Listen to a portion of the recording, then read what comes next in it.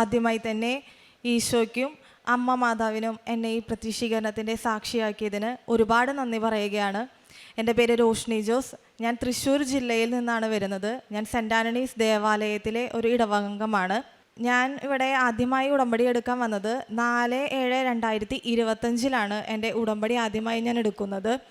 വളരെയധികം സന്തോഷത്തോടെയാണ് ഞാൻ ഇവിടെ വന്നിരിക്കുന്നത്. ഞാൻ 6 വർഷമായിട്ടൊരു ബാങ്കിൽ വർക്ക് ചെയ്തുകൊണ്ടിരിക്കുകയാണ്. 1.5 വർഷത്തിന് ശേഷം സാധാരണയായി നമുക്ക് പ്രൊമോഷൻ ലഭിക്കുന്നതാണ്. നമ്മൾ നന്നായി വർക്ക് ചെയ്തെങ്കിൽ നമുക്ക് നല്ല രീതിയിലുള്ള പ്രൊമോഷനും സാലറി ഇൻക്രിമെൻ്റൊക്കെ കിട്ടുന്നതാണ്. ഞാൻ എൻ്റെ എല്ലാ രീതിയിലുള്ള എഫേർട്ട് എടുത്ത് വർക്ക് ചെയ്തിട്ടും എനിക്ക് 6 വർഷമായിട്ട് അവിടെ യാതൊരുവിധ മാറ്റങ്ങളും കിട്ടുന്നില്ല. ഞാൻ സ്ഥിരമായ ആ ജോലിയിൽ തന്നെ ഒതുങ്ങിക്കൂടി. എനിക്ക് വളരെയധികം സങ്കടമായി. എനിക്ക് എന്നെ കഴിഞ്ഞ് വന്ന ആളുകൾക്കെല്ലാം പ്രൊമോഷൻ കിട്ടി, അവർ നല്ലൊരു പൊസിഷനിലേക്ക് എത്തി. എൻ്റെ ലൈഫ് മാത്രം ഒരു സാധാ ലൈഫിലേക്ക് മാറിയപ്പോൾ എനിക്ക് വളരെയധികം സങ്കടമായി. ഞാൻ അങ്ങനെയാണ് ആദ്യമായിട്ട് ഈ ഉടമ്പടിയിലേക്ക് വരുന്നത്. എൻ്റെ അമ്മയാണ് ആദ്യമായിട്ട് ഉടമ്പടി എടുത്തത്. അമ്മയിലുണ്ടായ ധാരാളം മാറ്റങ്ങളാണ് എന്നെ ഈ ഉടമ്പടിയിലേക്ക് എത്തിച്ചത്.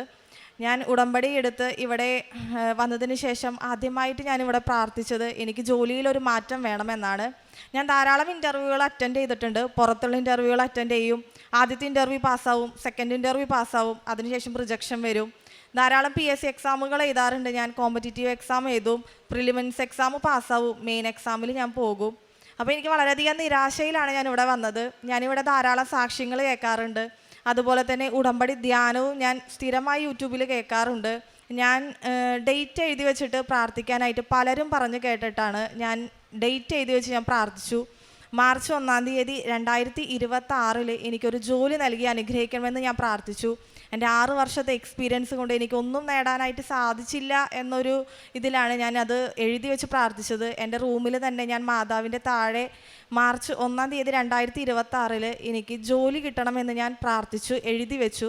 ഞാൻ ഡെയിലി ബ്രെഡ് കേൾക്കുന്ന സമയത്ത് ഞാൻ അവിടെ കുരിശ് വരച്ച്, ആ പേപ്പറിൽ ഞാൻ കുരിശ് വരച്ച് പ്രാർത്ഥിക്കും എനിക്കത് ലഭിക്കണം എന്ന്. അതിനുശേഷം എനിക്ക് ജനുവരിയിലൊരു ഇൻ്റർവ്യൂ ഉണ്ടായി. മാനേജറായിട്ട് ഞങ്ങളുടെ ഒരു ബ്രാഞ്ചിലേക്ക് ബ്രാഞ്ച് മാനേജറായിട്ട് നമുക്കൊരു ഇൻ്റർവ്യൂ ഉണ്ടായി. ഞാനത് ഇൻ്റർവ്യൂ അറ്റൻഡ് ചെയ്തു. 3 ഇൻ്റർവ്യൂകളും ഞാൻ അറ്റൻഡ് ചെയ്തു. അവരെന്നെ HR-ൽ നിന്ന് വിളിച്ചു പറഞ്ഞു എനിക്ക് ഈ ജോലി കിട്ടി എന്ന് വിളിച്ചു പറഞ്ഞു. ഞാൻ വളരെയധികം സന്തോഷത്തോടെ എൻ്റെ വീട്ടിൽ എൻ്റെ അമ്മേനെ വിളിച്ചു പറഞ്ഞു. അതുപോലെ തന്നെ മാതാവിൻ്റെ ഒരു കപ്പേളയുണ്ട് ഞാൻ വർക്ക് ചെയ്യുന്നിടത്ത്. അവിടെ പോയി ഞാൻ മാതാവിൻ്റെ അവിടെ തിരികെ എത്തിച്ച് പ്രാർത്ഥിച്ചിട്ട് പറഞ്ഞു, മാതാവേ എനിക്കത് ജോലി കിട്ടിയിരിക്കുന്നു. എനിക്ക് വളരെയധികം സന്തോഷത്തോടെയാണ് ഞാനത് പറഞ്ഞത്. പക്ഷേ ജനുവരി 30 തീയതി എനിക്ക് റിജക്ഷനായിട്ട് അത് വന്നു. വളരെയധികം പരിഹാസം കേൾക്കേണ്ടി വന്നു. ബാങ്കിൽ എല്ലാവരും എന്നെ കളിയാക്കി. മാനേജറായിട്ട് പോവാന്ന് പറഞ്ഞ ആളതേ വീണ്ടും ഇവിടെ തന്നെ ഇരിക്കുന്നു എന്ന് പറഞ്ഞ് വളരെ പേരെ എന്നെ കളിയാക്കി. എനിക്ക് വളരെ സങ്കടമായി. സാധാരണ ഇങ്ങനെ എന്തെങ്കിലും തോൽവികൾ എൻ്റെ ജീവിതത്തിൽ ഉണ്ടാകുമ്പോൾ ഞാൻ പ്രാർത്ഥന നിർത്തും. അതുപോലെ തന്നെ കുറേ ചീത്ത പറയും. എന്നെ ഇങ്ങനെ മോഹിപ്പിച്ചിട്ട് എന്നിൽ നിന്ന് എന്തിനെടുത്ത് കളഞ്ഞേന്നൊക്കെ പറഞ്ഞ് ഞാൻ മാതാവിനോട് കുറേ പരാതികൾ പറയും. പക്ഷേ ഇപ്രാവശ്യം ഞാൻ അവിടെ അടുത്തുള്ള പള്ളിയിൽ പോയി മാതാവിനോട് പറഞ്ഞു, മാതാവേ നിന്നിൽ നിന്നും അകലാനായിട്ട് എന്നെ അനുവദിക്കരുതേ. ഈ ജോലി പോയാലും വേറൊരു ജോലി നീ എനിക്ക് തരുമെന്ന് എനിക്ക് ഉറപ്പാണെന്നാണ് ഞാൻ പറഞ്ഞത്. കുറേ ഞാൻ കരഞ്ഞു. ഞാൻ വീട്ടിൽ പോയിട്ട് സംസാരിച്ചൊന്നുമില്ല. അമ്മയോട് അപ്പച്ചനോട് എനിക്കൊന്നും സംസാരിക്കാൻ സാധിച്ചില്ല. കാരണം അവരും വളരെയധികം പ്രതീക്ഷിച്ചിരുന്ന ഒരു ജോലിയാണ്. ഞങ്ങളുടെ ഫാമിലിയിലുള്ള എല്ലാവരുടെ അടുത്തും വിളിച്ചു പറഞ്ഞു. അപ്പം അത് റിജക്റ്റായി പോയി എന്ന് പറഞ്ഞപ്പോൾ വളരെയധികം സങ്കടമാണ് ഉണ്ടായത്. എനിക്ക് ഒഫീഷ്യലായിട്ട് മെയിൽ വന്നു HR-ൻ്റെ ഭാഗത്തു നിന്നും റിജക്ഷനാണ് വന്നിരിക്കുന്നതെന്ന് പറഞ്ഞിട്ട്. പക്ഷെ ഞാൻ വീണ്ടും ഡേറ്റ് എഴുതി വെച്ച് എന്നെ പ്രാർത്ഥിച്ചു. മാർച്ച് 1 തീയതി എനിക്ക് എന്തായാലും ജോലി വേണം, ജോലിയില്ലാതെ എനിക്ക് പറ്റില്ല മാതാവേ എന്ന് പറഞ്ഞ് തന്നെ ഞാൻ പ്രാർത്ഥിച്ചു. അത്ഭുതം എന്നോണം ഫെബ്രുവരിയിൽ എനിക്ക് ആ റിജക്ഷനായ ജോലി തന്നെ എന്നെ HR വിളിച്ചിട്ട് പറഞ്ഞു, നിങ്ങളുടെ അപ്ലിക്കേഷൻ വീണ്ടും പ്രോസസ്സിങ്ങിൽ വന്നു. എനിക്ക് ആ റിജക്ഷനായ ജോലി തന്നെ മാനേജറായിട്ട് എനിക്ക് മാർച്ച് 2 തീയതി 2026 ഞാൻ ജോയിൻ ചെയ്യാൻ പോവുകയാണ്. വളരെ സന്തോഷത്തോടെയാണ് ഞാനിത് പറയുന്നത്. കാരണം റിജക്ഷനായിട്ട് എനിക്ക് ഒഫീഷ്യലായിട്ട് മെയിൽ വന്നതാണ്, നിങ്ങളെ എടുക്കില്ല എന്ന് പറഞ്ഞിട്ട്. പക്ഷേ അതേ ബ്രാഞ്ചിലേക്ക് തന്നെ എനിക്ക് ബ്രാഞ്ച് മാനേജറായിട്ട് മാർച്ച് 2 തീയതി, ഞാൻ 1 തീയതി ഡേറ്റ് ഇട്ട് പ്രാർത്ഥിച്ചു. പക്ഷെ മാതാവ് ഒരു ദിവസം കഴിഞ്ഞ് 2 തീയതി എനിക്ക് അവിടെ ജോയിൻ ചെയ്യാനുള്ള ഓഫർ ലെറ്റർ വന്നു. ഞാനത് ആക്സെപ്റ്റ് ചെയ്തു. ഞാനിന്ന് ആ ഓഫർ ലെറ്ററും റിജക്ഷൻ ആയതടക്കം പ്രിൻ്റ് എടുത്തിട്ടാണ് ഇവിടേക്ക് വന്നത്. കാരണം ഞാൻ ആ റിജക്ഷൻ വന്നത് വരെ മാതാവിൻ്റെ അവിടെ വെച്ച് പ്രാർത്ഥിച്ചിരുന്നു.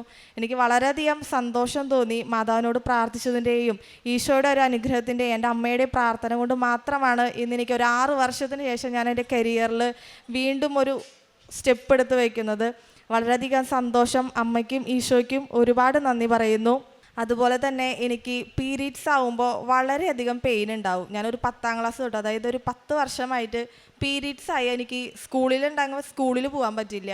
കാരണം വയറുവേദന എടുത്ത് ഞാൻ കരച്ചിലായിരിക്കും, ഛർദിയായിരിക്കും. സ്കൂൾ മൊത്തം അറിയും ഞാൻ പീരീഡ്സ് ആയിട്ടുണ്ടെന്ന്. കാരണം എൻ്റെ വീട്ടിൽ നിന്ന് തന്നെ അമ്മ വന്നിട്ടായിരിക്കും കൊണ്ടുപോവുക.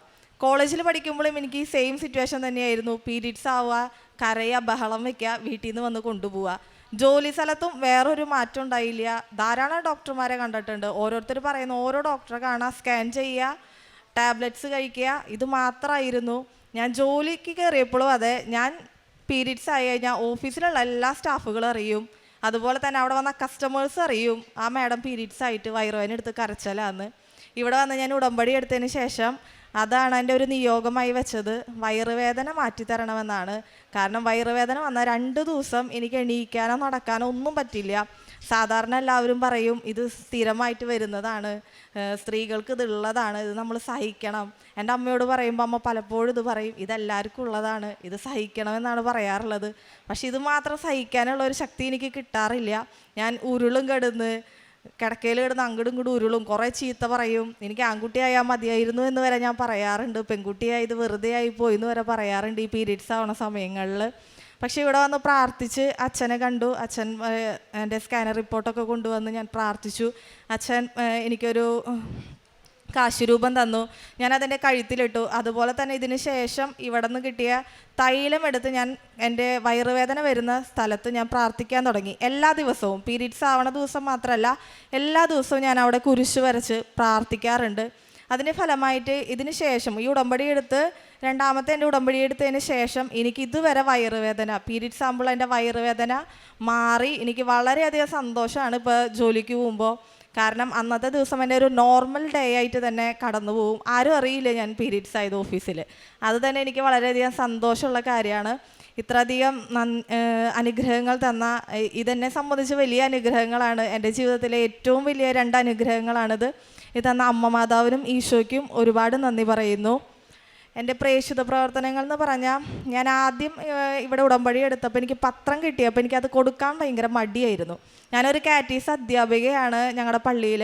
എന്നിട്ട് പോലും എനിക്ക് ആ പേപ്പർ കൊടുക്കാനായിട്ട് വളരെയധികം ഒരു ചമ്മലായിരുന്നു. ആളുകൾ തിരിച്ചു തന്നാലോ, എന്തിനാ ഇത് കൊടുക്കണേ എന്നുള്ളൊരു മനോഭാവമായിരുന്നു. ഞാനപ്പോൾ അത് വീട്ടിൽ കൊണ്ടുവന്നേക്കും. എന്നിട്ട് അമ്മ കൊടുക്കുമ്പോൾ അതിൻ്റെ ഒപ്പം എൻഡിങ് കൂടും എന്ന് പറഞ്ഞിട്ട് കൊടുക്കണതായിരുന്നു എൻ്റെ പതിവ്. പക്ഷേ രണ്ടാമത്തെ ഉടമ്പടി പുതുക്കലിന് ശേഷം ഞാൻ കുറച്ചും കൂടി സീരിയസ് ആയിട്ട് ഇത് ധാരാളം പേരുടെ സാക്ഷ്യം ഞാൻ കേൾക്കാൻ തുടങ്ങി. അതുപോലെ ധ്യാനത്തിലും അച്ഛൻ പറയാറുണ്ട് നമ്മൾ ഇത് പ്രേക്ഷിത പ്രവർത്തനം നല്ല രീതിയിൽ ചെയ്യണമെന്ന്.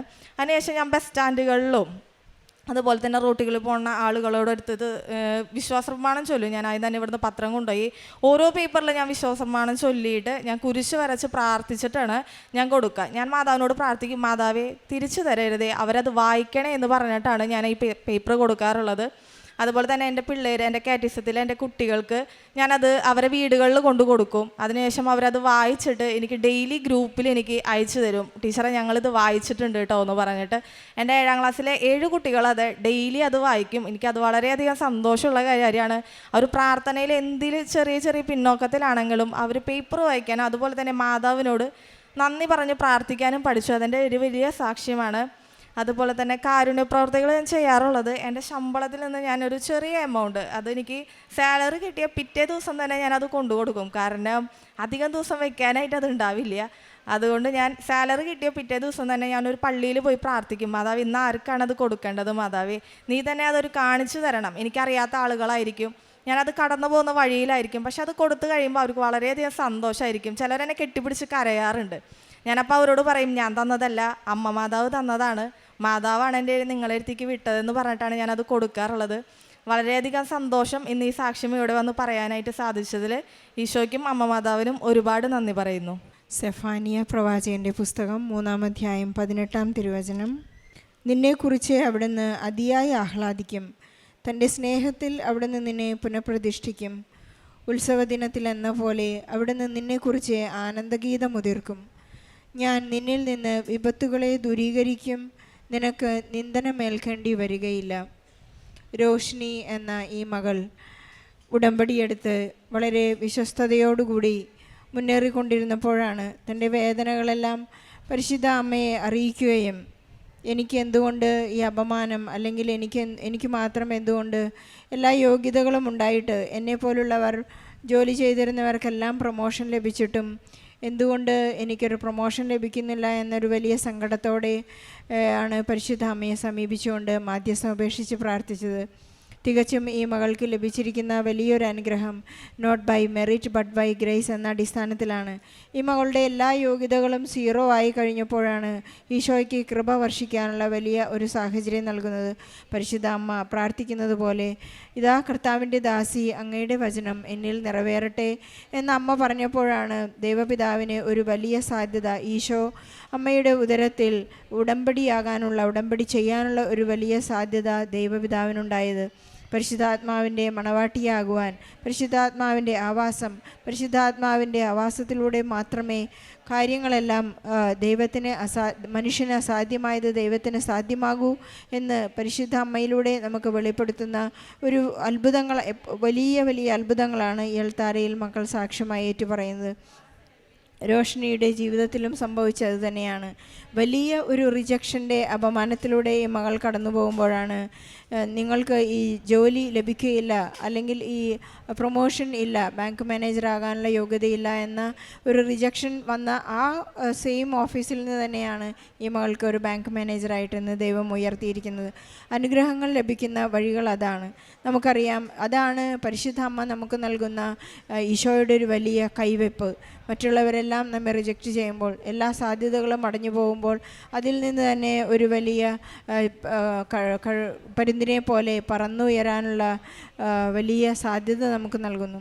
ഈ ദിവസങ്ങളിൽ ബഹുമാനപ്പെട്ട ജോസഫ് അച്ഛൻ്റെ ധ്യാനത്തിൽ നാം കേൾക്കുകയുണ്ടായി. ഇവിടേക്ക് വളരെ വിഷമത്തോടെ നടന്നു വരുന്നവർ പറന്നു പോകുന്ന വലിയ ജീവിതാനുഭവങ്ങൾ നാം കാണുകയുണ്ട്. അതുപോലെ തന്നെ ചിലരെല്ലാം ഇതൊരു തീർത്ഥാടന പള്ളികളെ പോലെ ഉള്ള ഒരു ഉദാഹരണം അച്ഛൻ പറയുകയുണ്ടായി. തീർത്ഥാടന പള്ളികൾ നമ്മെ പെയിൻറ്റ് ചെയ്ത് വിടുകയുള്ളൂ, പക്ഷേ ഉടമ്പടി കൃപാസനത്തിൽ നിങ്ങളെ പൊളിച്ചു പണിയുമെന്ന്. നമ്മളെ പൊളിച്ചു പണിയുന്ന ഒരു വലിയ ജീവിതാനുഭവം നമുക്ക് ഈ ആലയത്തിൽ ഉണ്ടാകുന്നുണ്ട്. നമ്മുടെ തന്നെ ആത്മീയ വശങ്ങളെയും നമ്മുടെ ഭൗതിക വശങ്ങളെയെല്ലാം പരിശുദ്ധ അമ്മ ക്രമീകരിക്കുകയും ഇതൊരു ജീവിതചര്യയാവുകയും ചെയ്യുന്ന ജീവിതാനുഭവം നമുക്കുണ്ടാകുന്നു. ആട്ടിടയനായ ദാവീദിനെ ദൈവം ഒരു രാജാവാക്കി മാറ്റാൻ ഒരു അഭിഷേകത്തിൻ്റെ ആവശ്യം മാത്രമേ ഉണ്ടായുള്ളൂ. അഭിഷേകത്തിലേക്ക് അടുത്തു വരുവാനായിട്ട് നമുക്ക് കടന്നു പോകേണ്ട വഴികളാണ് ഉടമ്പടിയുടെ നിബന്ധനകൾ എന്ന് പറയുന്നത്. അതുപോലെ തന്നെ മകളുടെ നേർച്ച വസ്തുക്കളുടെ ഉപയോഗം മൂലം അമ്മയോട് പ്രാർത്ഥിച്ചു കഴിഞ്ഞപ്പോൾ മകളുടെ 10ാം ക്ലാസ് മുതലുള്ള, വളരെ ചെറുപ്രായം മുതലുള്ള മെൻസ്ട്രൽ ഇഷ്യൂസ് മുഴുവനും പരിശുദ്ധ അമ്മയുടെ മധ്യസ്ഥതയിലെ മകളെ ഈശോ തൊട്ടു സുഖപ്പെടുത്തി. ബൈബിളിൽ നാം വായിച്ചെടുക്കുന്നത് ഒരു സ്ത്രീ മാത്രമാണ് ഈശോയെ തൊട്ടു എന്ന് പറയുന്നത്.